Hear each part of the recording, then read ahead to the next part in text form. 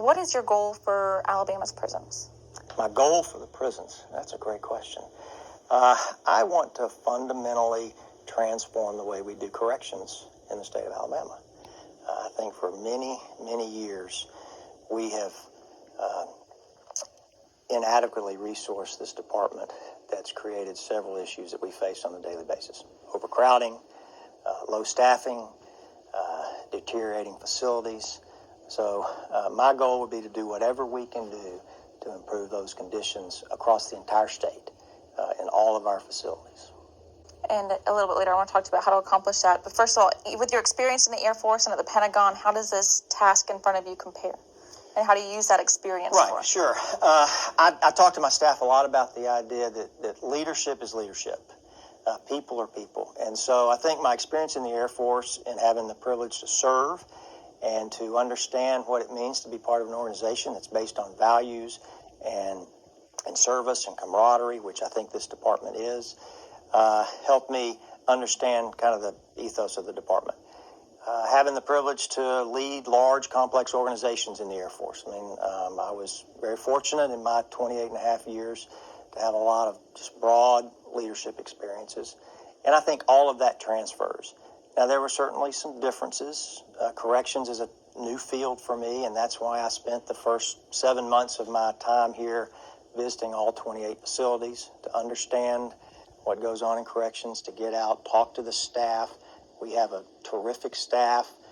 They're motivated. They're public servants, and they have helped me begin to understand some of these challenges that we talk about a lot in the department and how we can solve them together as a team. So one of the prisons we want to focus on is St. Clair. Sure. And I know many of the problems there started before you even got here. But after visiting St. Clair, what did you notice? What are the issues there? Well, a couple things I noticed about St. Clair, and it kind of goes back to facility issues. Because our facilities are so old, they are not in line with what we would call state-of-the-art corrections practices. And so there are barriers, even within the physical structures, to providing good, solid security. Along those lines, we have some of those facilities, St. Clair being one of them, is there's some deteriorating aspects of the facility. We have a $3.4 million security upgrade project going on right now as we speak, because the doors and the locks were beginning to deteriorate and creating security challenges for us. And so we're trying to correct that. So those are just a few of the things. But I think more importantly, St. Clair is just indicative of the struggle throughout the whole department. Because when you have a facility that's roughly designed for 900, 950, and you put 1,200 or more inmates in that facility, and then you have a staff at about 57%, it just creates a significant challenge to manage that facility. And it's important to remember that this is a Class 5, a Level 5 closed custody facility. These are not nice people. These are the worst of the worst that end up at St. Clair. And so that in of itself makes it a much more challenging environment for our security officers. So we got some stats. Since October 1st, 2010, 7 inmate homicides, 72 serious inmate-on-inmate assaults, 3 serious inmate-on-officer assaults. How does St. Clair compare to the rest of the facilities in Alabama? Right, yeah, if you look at St. Clair compared to the rest of our major Level 5 facilities, and that's really where you should make the comparison because those have similar inmate populations. St. Clair, at least in the last couple of years, has stood out. And so because of that, one of the things that we did initially when I got here and then learned of that, we put some more staff there, but we knew that was only going to be a temporary fix because we get down to a situation where we're kind of robbing Peter to pay Paul. So if I take staff from my other facilities and put it at St. Clair, now the other facility is even worse off than it started. And so we tried to address the immediate issue by putting some extra staff there in a temporary fashion, and now we're trying to address it more long-term by increasing the pipeline of staff from our training academy to St. Clair. We're working with the mayors of St. Clair County to recruit locally because we believe if we can go into the county and recruit in the local community and have people who have a vested interest in the safety and security of the community, and bring them on our team and assign them to St. Clair, that'll also help us with our staffing. It really does come down to a resource and a staffing issue to address the issues not only at St. Clair but throughout the whole department.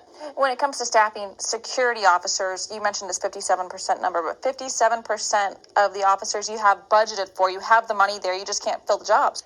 Well, that's a little bit of a conundrum. If I were able to fill every single job that I have on the books that I could, that would create significant budget challenges. Right now, about 2/3 of our overall budget goes towards personnel to include those security staff. So the answer is yes and no. If I could bring that amount on, then we would figure out a way to keep them. But our challenge is not as much that we can't bring folks in. Our challenge is more that we have trouble with retention. And that goes back to, in no small part, by the fact that the conditions there are very difficult. We're asking these men and women to go to work in an environment that, in the best of situations, is dangerous. I mean, corrections is a tough business. You are overseeing and managing probably the most difficult population a state has. And so that makes it tough just on the face. But then when you add an additional 20 or 30 or 40%, or in some cases 70% over what the facility is designed to have, and then you cut the number of staff, then that just exponentially increases your risk. And so consequently, we have trouble keeping good qualified folks. And so we've got some initiatives through our training department, through our professional development department, through our education initiatives to try to retain and improve the professionalism of our staff. But as I mentioned, it really does get back to being able to put, to use a military phrase, boots on the ground in sufficient numbers to safely and securely manage the population. Is part of it their salaries? Is that hard for retention? Well, that's certainly an issue. I mean, as their commissioner, I see what they do every day, and I